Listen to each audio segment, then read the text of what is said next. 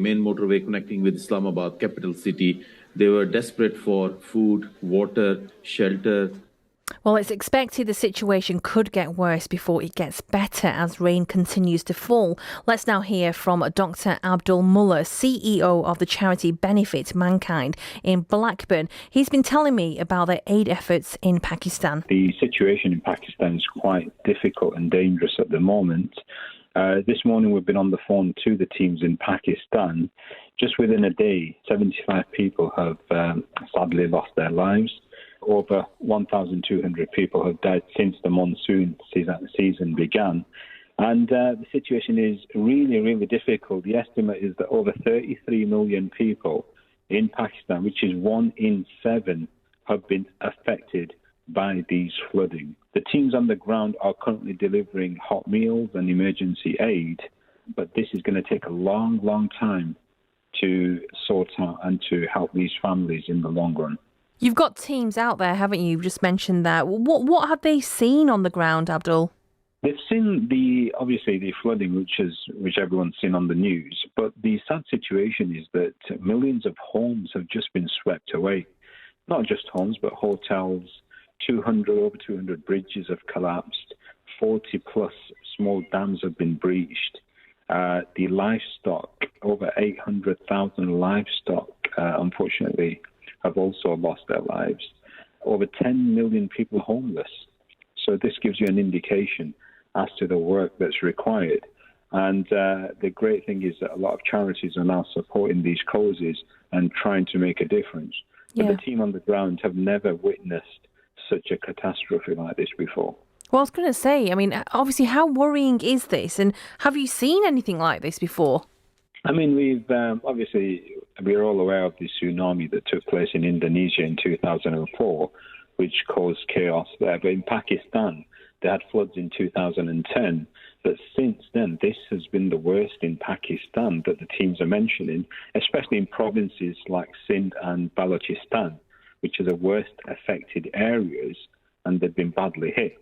Now, the situation they've mentioned this morning is nearly 300,000 homes have been destroyed in these areas alone. Now, 300,000 is a big number. Yeah. As a charity, as Benefit Mankind, what we usually do is we'll go there firstly with emergency aid, which is priority, which is food, water, etc., then providing shelter in the long run. And what we've got to also understand is children, unfortunately, are the victims of this and who will lose out on education, etc. So there's a lot of work that we're going to have to do. And we can only do this with support of our donors and supporters and our listeners. Homes have been affected, livestock, crops. When it comes to the dangers around stagnant water, then, what are these? Because they're quite significant, aren't they? Yeah, absolutely. I mean, it's like any country where disaster happens. The situation is really, really difficult. I mean, the extreme weather, which we're all talking about nowadays, it's also affected countries like China, Europe, and the US in the Northern Hemisphere. And it's becoming harder to predict as the warming atmosphere produces more volatile events. So we've got to do more for our climate, and each country has to take on responsibility. And unfortunately, as we've seen here in the UK as well, in the winter, we are also having extreme conditions, and in the summer also. So there's a lot of work to be done by each individual around the world. We know a little earlier, UN's Secretary General launched a global appeal. How important is this, Abdul? It's very important that we all try our best, as we have done. I mean, the great British public especially, we've always supported different countries around the world. And we would urge each and every one to try and dig deep, do what we can, even though we are going through a cost of living crisis. It's important we try and support others during difficult times. And if anybody does want to support these projects, we've got all the options available. And our website is being updated frequently, as well as our social media channels as well. You've got a lot of volunteers working for you. Am I right in saying that they've got some families out in Pakistan in the affected areas? Yeah, this is the sad situation. Many of the volunteers that we have here, unfortunately, have families in these areas. So on top of the images that are floating all around the world. These individuals are volunteers, and many people in the UK who have family back there in Pakistan are worried, they're stressed, they're in difficulties because their own families have lost their homes. So it's quite difficult to put into words, Nish, but we've got to do what we can, and we would urge everyone out there to pray as well. For the families that are affected. For anyone who can help, or if they want to donate, what kind of things are you after, Abdul, and how can they do that?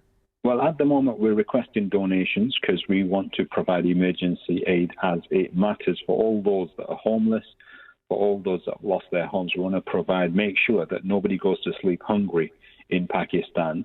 So currently, it'll be emergency aid. As the weeks and months go by, we will be launching appeals for shelter homes, education, empowerment. So we'll be doing that later. But at the moment, it's just emergency aid. And whatever people can donate, we'd urge them to try and give as generously as possible. So if anybody would like to donate, kindly visit www.benefitmankind.co.uk/Pakistan. That's benefitmankind.co.uk/Pakistan. All the details on that page.